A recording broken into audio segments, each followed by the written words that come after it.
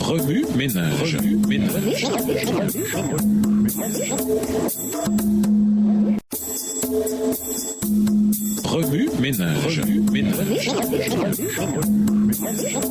Bienvenue dans votre émission Remue ménage. Nous voyons la leçon de dimanche, intériorisée, fuyez l'immoralité sexuelle. Le chapitre 6 de la première lettre aux Corinthiens contient des versets qui résument les principes abordés dans ce guide d'étude de la Bible. Par exemple, le sujet de l'unité a déjà été abordé lors de la discussion sur le corps et la sexualité. Au verset 18, Paul lance une phrase intéressante. Fuyez l'immoralité. Le verbe grec fugo désigne la fuite pour se mettre à l'abri. Alors que ce verbe est utilisé dans le cadre de la guerre, on fuit les armées conquérantes et les forces ennemies. Paul, lui, s'en sert pour une phrase intercalée au milieu de son explication du péché contre le corps. Dans un sens, il assimile l'immoralité sexuelle et la fornication aux forces ennemies extérieures. Le ton n'est pas celui d'un conseil, mais celui de l'impératif présent, ce qui indique que Paul écrit en ordre de façon émotive et abrupte. Lorsqu'il s'agit de faire face à un danger, lorsqu'on se retrouve par exemple devant des animaux sauvages, le corps libère de l'adrénaline qui déclenche les modes combat ou fuite. Soit on résiste à la menace, soit on prend ses jambes à son cou. Pour certains combats, la Bible donne l'instruction de se battre. Jacques 4, verset 7 nous exhorte à résister au diable de sorte qu'il fuira loin de nous. Dans 2 Timothée 2, les versets 1 à 4, Paul utilise un langage militaire destiné aux soldats. Qu'il s'agisse de l'entraînement au combat spirituel, de la stratégie de nos armes, des tactiques de l'ennemi ou de la connaissance de l'arme de guerre, la Bible dit clairement que la victoire n'est possible qu'à certaines conditions et que nous devons nous placer du côté du vainqueur de la guerre. Mais en ce qui concerne la lutte spécifique contre l'immoralité sexuelle, Paul nous exhorte à fuir. Ce n'est pas un combat à livrer. Nous devons fuir, c'est tout. Cette phrase comporte un parallèle frappant avec le récit bien connu de Genèse 39, lorsque Joseph, dans sa jeunesse, a dû faire face à une tentation particulière. Dans cette histoire, ce jeune homme en position de responsabilité au verset 4 à 6 était physiquement attirant. En d'autres termes, c'était un jeune homme beau et charmant au verset 6. La tentation sexuelle de coucher avec la femme de son maître se retrouve dans les versets suivants. Tout d'abord, elle le remarqua au verset 7. Il est clair qu'elle s'est servie de son charme et de ses armes de séduction et d'attraction pour le faire tomber. Deuxièmement, elle a utilisé le mode impératif. Viens au lit avec moi. Elle lui a donné cet ordre non pas une fois, elle lui faisait tous les jours des avances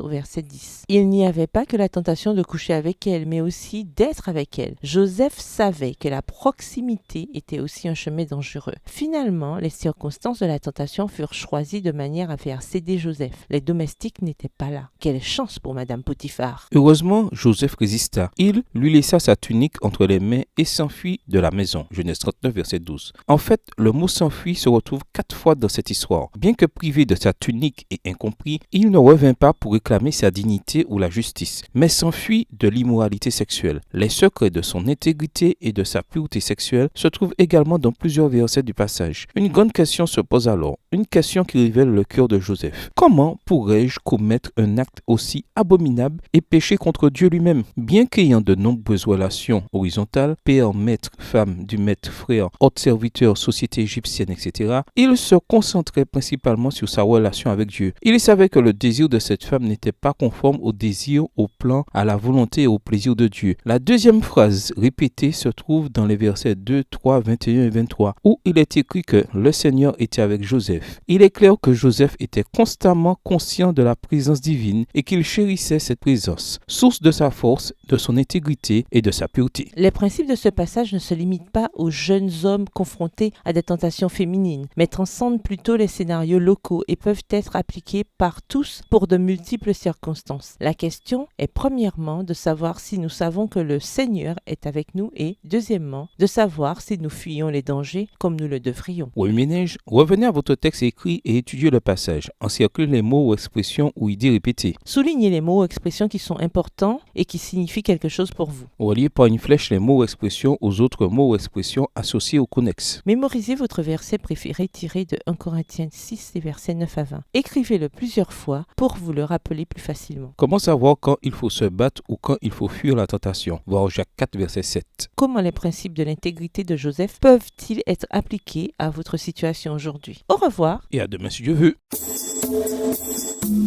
Remue ménage.